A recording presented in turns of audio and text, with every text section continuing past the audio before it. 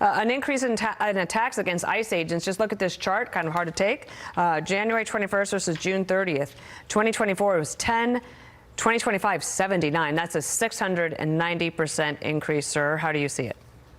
Well, Dana, it's not surprising. When you have the Democrats that are out there constantly villainizing the ICE agents, actually leading the charge towards obstruction and getting in their way and not treating them with respect as true law enforcement, this is going to continue to happen. And the most damning thing about this, Dana, is this absolutely silence from the Democrat Party. If this was any other time, you'd have every Democrat out there saying that we need gun control, and that'd be the first place they ran to. Now they're not saying a word about it. At the same time, President Trump is trying to install law and order back in these blue states, in these blue cities where these criminals are running rampant. And this is a criminal attack. There is no question, Dana, that this was organized. When you have individuals with the tactical gear that they had, when you have jammers that are on site, you have an ambush that is truly set up the way that it was. This was, as you said, this is not a peaceful demonstration. This was a planned attack, and the Democrats should be held responsible that have been villainizing the ICE agents for the last, what, 3 months, 4 months? Senator, find out more for us on this person who was shot and killed in McAllen.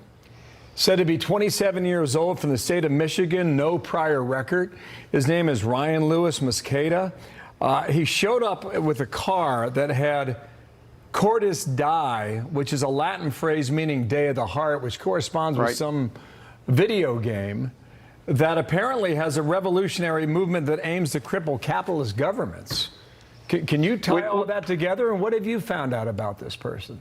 Of course you can. When you have some type of, I haven't got a briefing on it. I actually plan on getting briefed today. But when you have someone with a little bit of mental illness or this fantasy about what they perceive to be reality around them, and then you have government officials like the Democrats from the Senate to the House, a Democrat Party that is out there literally feeding into your beliefs because of whatever your reality world that you live in, this is going to continue to feed that type of aggression. When you live by fire, when you stir up fire and that is your base, that fire is going to eventually come at you, and unfortunately it's going to start burning innocent individuals. And what I mean by that, these are the ICE agents that are just trying to do their job. I mean, these are sworn officers that are getting criminals. These aren't immigrants, these are criminals. There's a huge difference between immigrants and criminals. Criminals are the ones that came over illegally, and they continue to be illegal inside the United States. Unfortunately, that huge population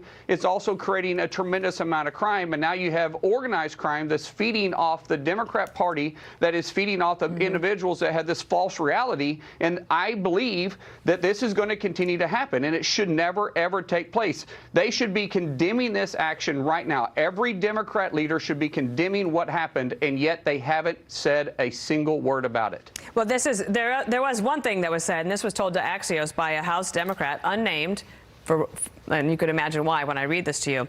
Democrats told to get shot for the anti-Trump resistance. Quote, our own base is telling us that what we're doing is not good enough.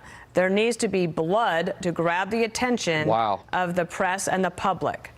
Do you have any Democratic colleagues? I know that's a House Democrat that said that, but anyone in the Senate pushing back and saying this is not the way to go, guys?